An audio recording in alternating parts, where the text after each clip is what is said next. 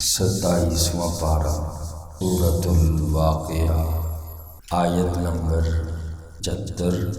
آخری رکوع ہے سورۃ مبارکہ کا۔ اعوذ باللہ من الشیطان الرجیم، بسم اللہ الرحمن الرحیم، فلا اقسم، پس میں قسم کھاتا ہوں، بمواقع النجوم، ستاروں کے گرنے کی، وَإِنَّهُ لَقَسَمٌ، اور البتہ یہ قسم ہے، لو تعلمون، اگر تم جان لو، عظیم، بہت بڑی، انہ لقرآن کریم، بے شک یہ قرآن ہے عزت والا، فی کتاب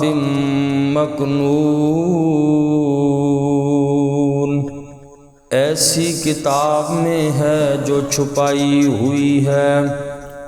اس سے پہلی آیات مبارکہ میں توحید پر اللہ نے 4 عقلی دلائل دیے، اور آج کی آیت مبارکہ میں توحید پر اللہ نے دلیل نقلی پیش فرمائی، اور وہ دلیل قرآن کریم ہے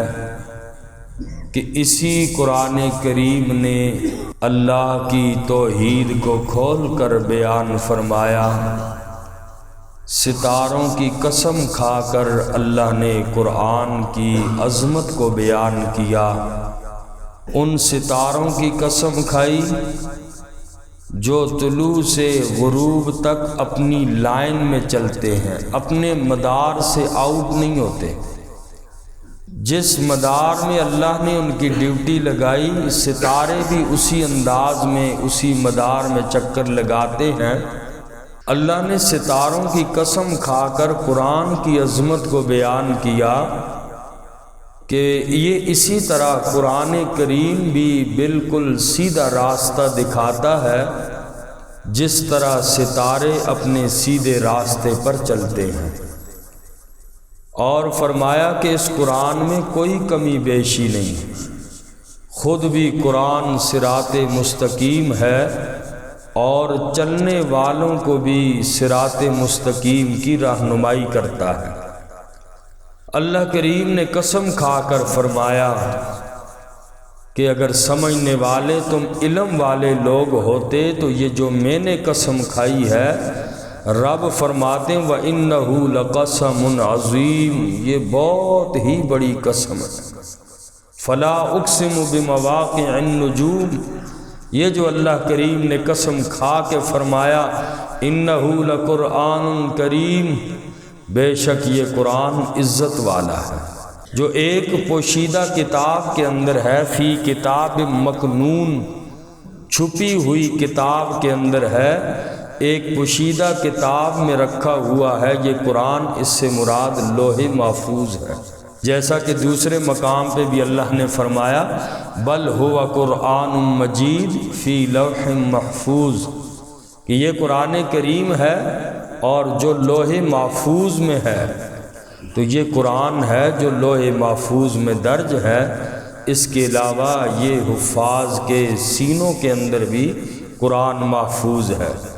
فرمایا فلا اقسم بمواقع النجوم،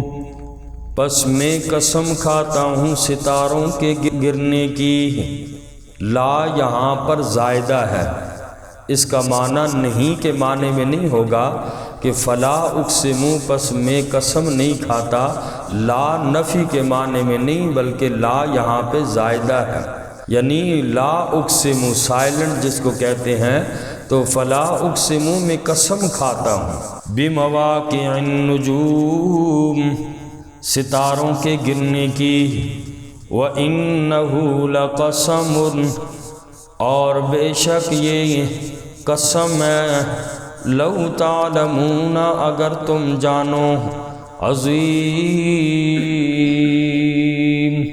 بہت بڑی، انہ لقرآن کریم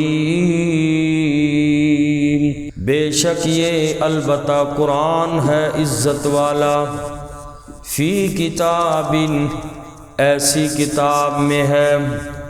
مکنون جو چھپائی ہوئی ہے یعنی لوح محفوظ، لا یمسہ نہیں چھوتے اس کو الا المطہرون مگر پاک لوگ، لا یمسہ الا المطہرون اس قرآن کو نہیں چھوتے مگر پاک لوگ۔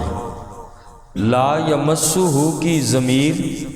اگر فی کتاب مکنون کی طرف ہو،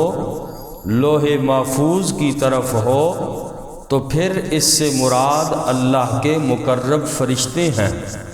کہ وہاں پر لوح محفوظ میں جو قرآن ہے اس کو نہیں چھوتے مگر مطہرون پاک اللہ کے فرشتے، جن فرشتوں کو لوح محفوظ تک رسائی حاصل ہے۔ اگر یمسہ کی ضمیر ہم کتاب مکنون کی طرف لٹائیں پھر اس سے مراد وہ اللہ کے مقرب فرشتے ہیں جن کو لوح محفوظ تک رسائی ہے۔ اور اگر قرآن کریم کی طرف لا یمسہ اس کی ضمیر کا مرجع جو ہے اگر وہ قرآن کی طرف ہو تو پھر اس سے مراد پاک لوگ ہیں، لوگوں سے یعنی وہ لوگ مراد ہیں جو باوضو لوگ ہوں، قرآن کو چھونے والے پاک لوگ ہیں،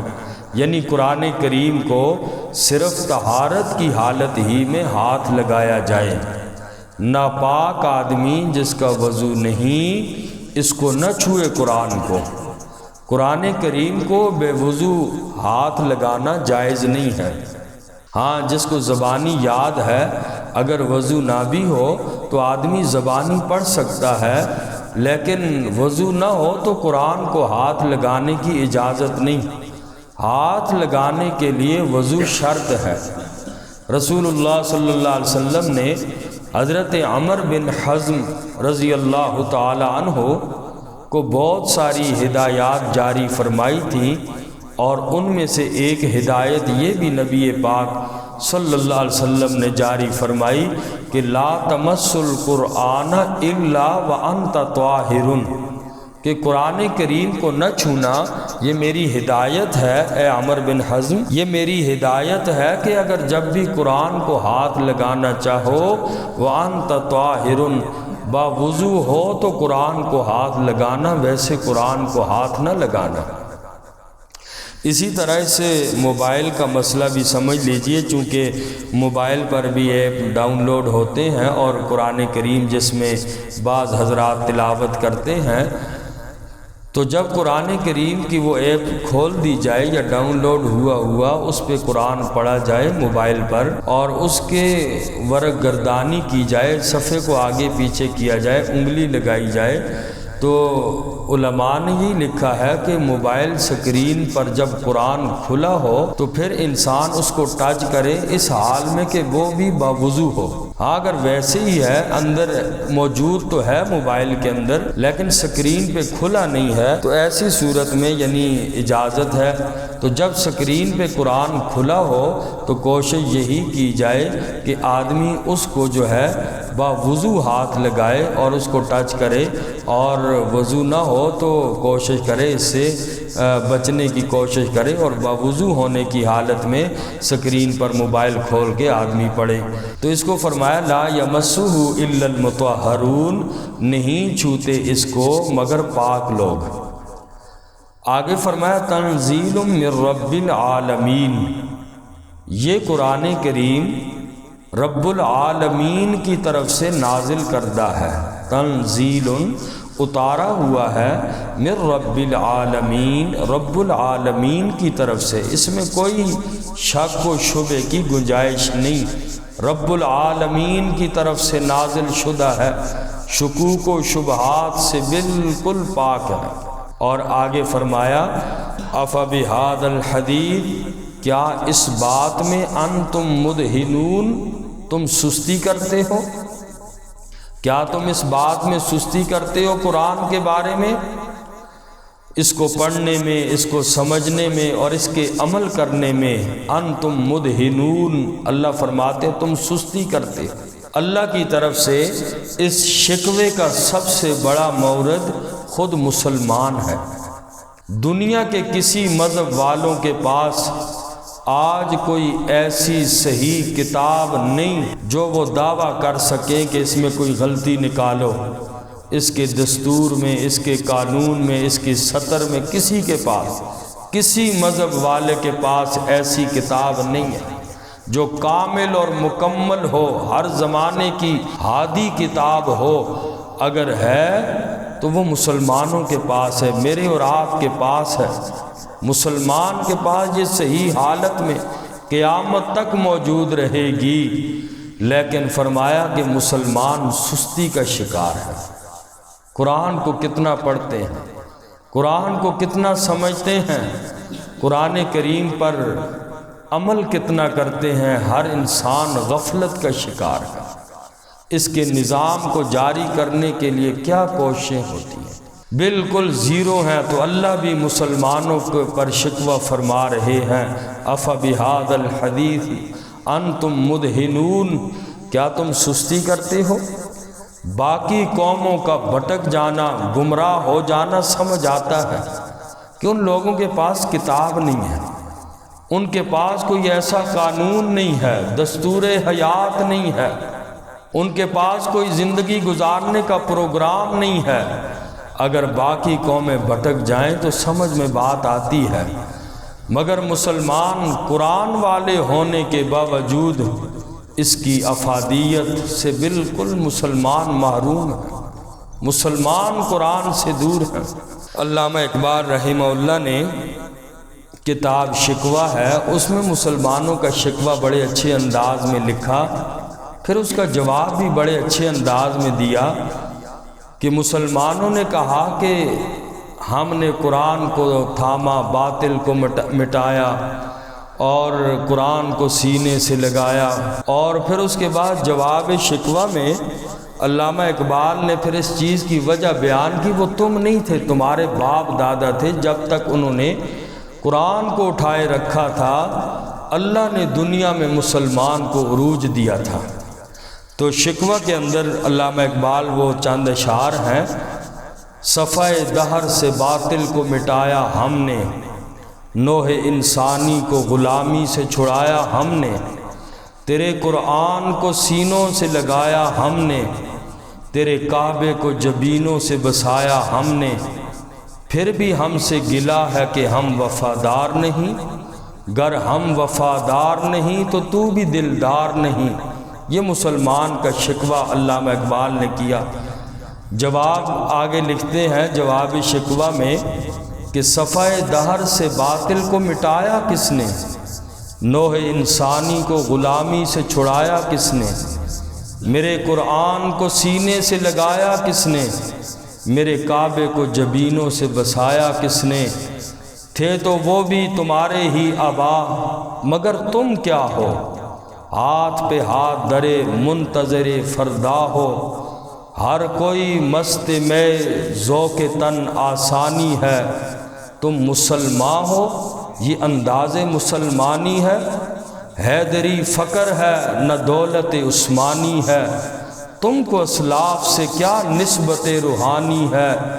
وہ زمانے میں معزز تھے مسلمان ہو کر، وہ زمانے میں معزز تھے مسلمان ہو کر، ہم ذلیل و خوار ہوئے تارک قرآن ہو کر۔ تو وہ پہلے لوگ تھے جنہوں نے قرآن کو اٹھایا تھا، پوری دنیا پہ غلبہ حاصل کیا۔ آج ہم نام کے مسلمان، حیدری فقر ہے نہ دولت عثمانی، تم کو اسلاف سے کیا نسبت روحانی ہے۔ ہمارے نعرے رہ گئے ہیں، باقی اپنے بڑوں کی تعریف پڑھ کے